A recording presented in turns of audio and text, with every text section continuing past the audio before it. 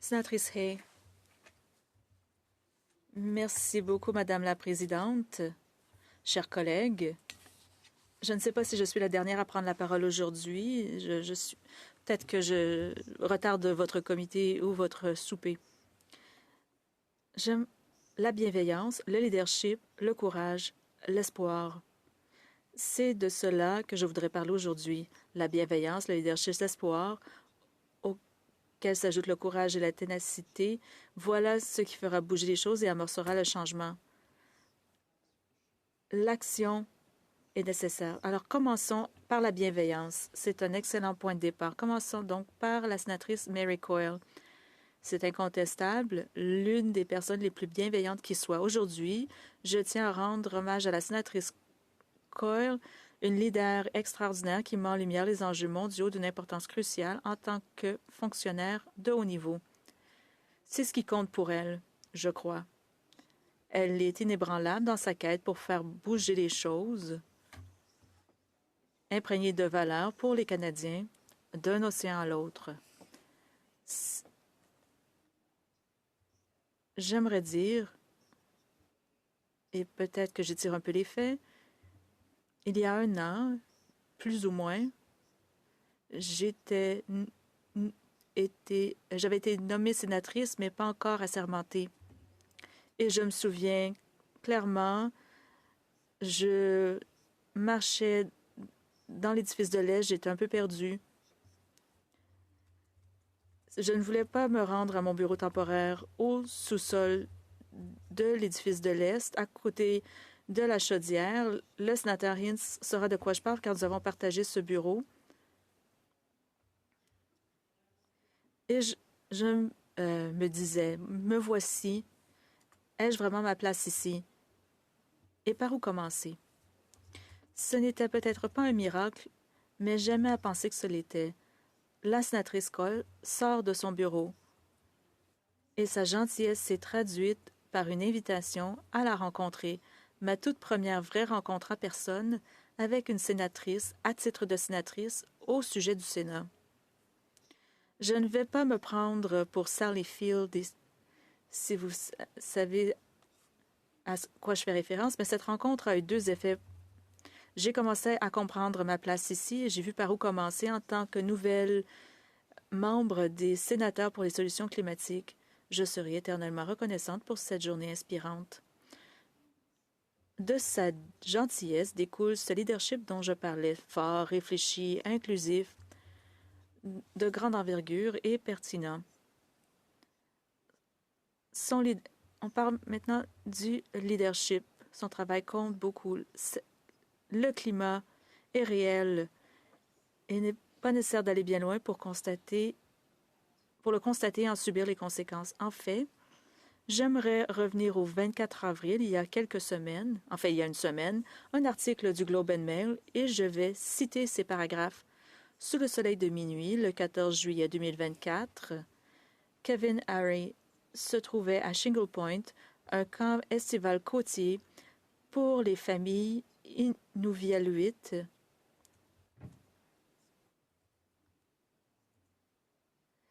sur la côte du Yukon de la mer de Beaufort lorsqu'il a été interpellé.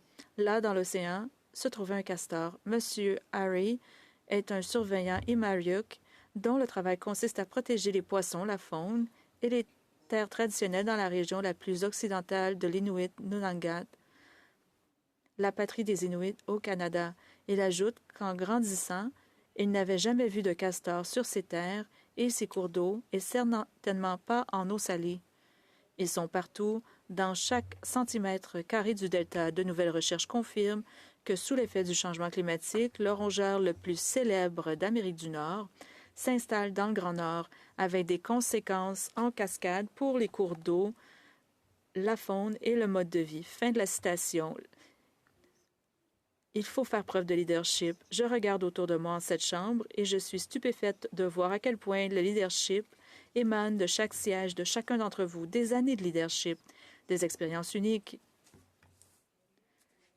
Et nous avons tout de même un objectif commun. peu importe où nous siégeons en cette chambre ou pourquoi, ce fil conducteur, c'est le service public, le fait d'œuvrer au nom des Canadiens. You show it, you Vous connaissez le leadership, vous le montrez et vous le vivez. Je le vois, je le ressens et je le respecte. Et sans vouloir le minimiser d'aucune façon, c'est exactement ce que j'attends de la part de sénateurs au Sénat du Canada, du leadership. Sans vouloir le minimiser en aucune façon. Pourtant, c'est exactement là qu'il faut évidemment chercher le leadership au Sénat du Canada. Parfois, c'est l'endroit qui n'est pas toujours évident. Et c'est là où j'ai trouvé un peu plus. Parfois, il faut secouer le bateau. Il faut que l'aiguille bouge dans l'autre direction.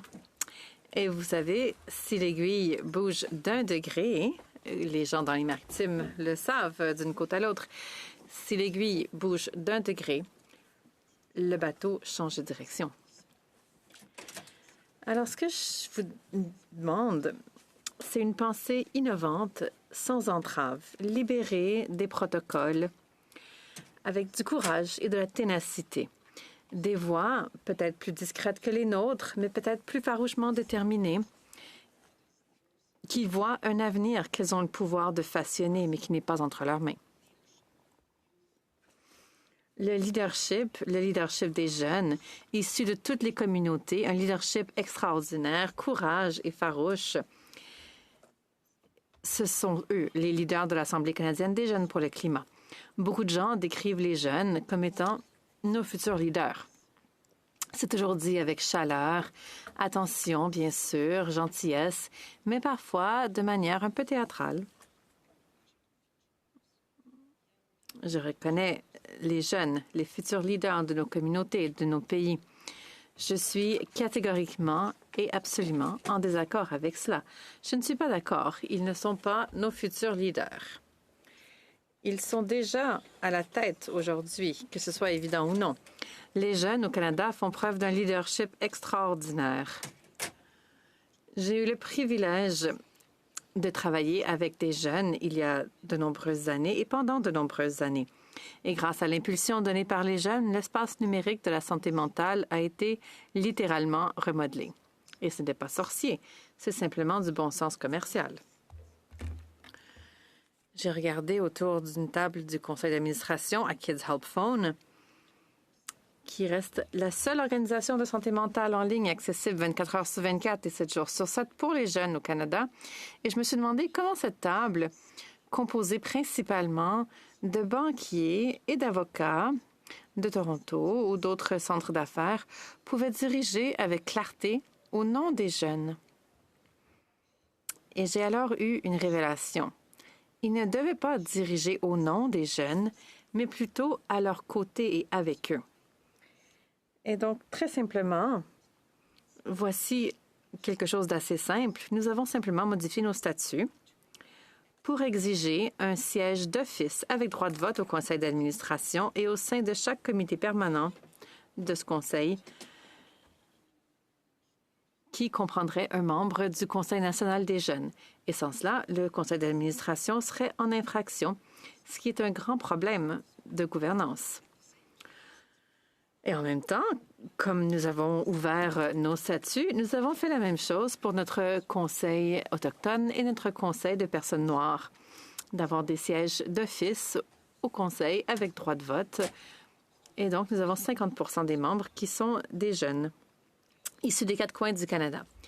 Et donc, les jeunes ont co-créé chaque programme de service. Ils ont réorienté les orientations stratégiques d'une organisation nationale. Ils se sont présentés à cette table de gouvernance prestigieuse, préparés et prêts à servir et à faire entendre leur voix avec courage. Et pouvez-vous imaginer d'être en première année d'université, assis autour d'une table comme nous? C'est assez intimidant. Et pourtant, ils l'ont fait. Ils ont libéré le potentiel de KHP, de Jeunesse d'écoute. J'écoute, y compris sa orientation de marque et son engagement dans l'innovation et l'intelligence artificielle. C'est grâce aux jeunes. Et ensuite, une pandémie mondiale a paralysé le monde. Donc, c'était avant la pandémie. Et depuis ce temps-là, Jeunesse J'écoute a connu une croissance de 250 dans tous les domaines d'activité, du terrain jusqu'au financement. Ça ne se serait pas produit sans la présence de jeunes leaders à chaque table de décision. Les jeunes incarnent leur leadership, hier comme aujourd'hui. Et je raconte cette histoire car il ne devrait pas être difficile d'être inclusif et d'inviter ceux que l'on sert à participer aux prises de décision. Et cela permet assurément de prendre de bonnes décisions commerciales. C'est simplement aussi d'une grande logique commerciale. Notre rôle en tant que dirigeants adultes, ce n'est pas d'applaudir ce leadership depuis nos sièges ou de les féliciter chaleureusement, d'être fiers d'eux, puis de passer à autre chose. Notre travail est de faire en sorte que ces leaders d'aujourd'hui viennent à la table pour qu'on puisse les écouter, les voir et veiller à ce qu'ils soient à la table afin de contribuer à façonner les décisions qui définiront l'avenir dont ils hériteront. C'est pourquoi je ressens une telle urgence et un immense respect pour le travail de l'Assemblée canadienne de jeunes pour le climat. Cet incroyable groupe de leaders s'est assis ici même dans cette chambre l'automne dernier, à nos places de déciseurs. J'ai adoré ce symbolisme. C'était un moment marquant pour moi. Et vous m'avez peut-être entendu dire « Sachez qui vous êtes et vous saurez où vous devez aller ». Ces jeunes savaient qui ils étaient, qui ils sont, et ils savent exactement où ils et nous devons aller en ce qui concerne le climat. L'Assemblée canadienne des jeunes pour le climat compte et elle fera bouger les choses. Et j'ai vraiment apprécié leur message clair. Le message aux parlementaires était clair. Ne vous contentez pas de parler du changement climatique. Soyez-en redevables. Engagez-vous en faveur de changements concrets. L'avenir en dépend. Le rapport qu'ils ont rédigé est novateur et doit être pris en considération. Le rapport aborde ouvertement l'éco-anxiété, le chagrin, la frustration et la détresse émotionnelle chargée au changement climatique, liées au changement climatique. Il reflète une génération qui porte un véritable fardeau émotionnel lorsqu'elle envisage ce que l'avenir pourrait lui réserver. Et cela a une importance capitale. Les données parlent d'elles-mêmes. Et vous savez que je devais parler de données. Elles montrent l'impact du changement climatique sur les jeunes et sur leur bien-être. Il y a quelques années, pour la toute première fois, l'anxiété climatique ou environnementale est entrée dans le top 10 des raisons pour lesquelles les jeunes appelaient Jeunesse J'écoute et c'est maintenant hissé à la 6e place. Alors, je veux simplement vous faire prendre note des chiffres.